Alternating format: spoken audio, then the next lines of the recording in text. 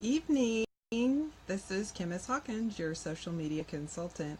I'm just popping in for a few minutes to have a heart talk with you. I haven't been able to do one in a little while. And my heart talk topic this evening is good grief. I've had a lot of stuff going on in my life personally, and I know a lot of my friends and associates do as well. And I just recently moved, and my mother-in-law is ill, and just a lot of change and flux going on in my life. And I picked up a book of mine, one of my favorites, Good Grief. I can't tell you how many times I've read this book, and it's so helpful. When you think of good grief, you think of Charlie Brown exclaiming, "Good grief!" and it was a exclamation of frustration or irritation.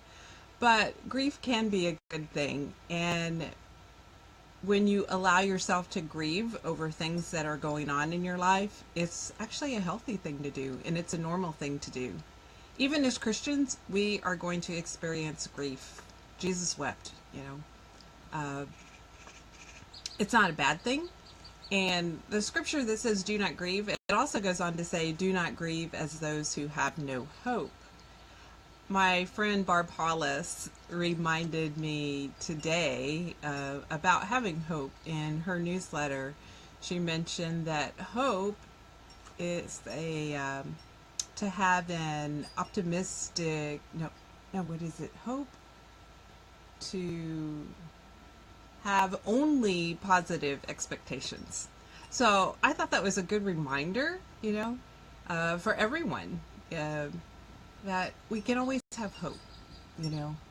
And so even though if things didn't turn out like you thought they would or as you hoped that they would, sometimes we have to regroup and reset our expectations.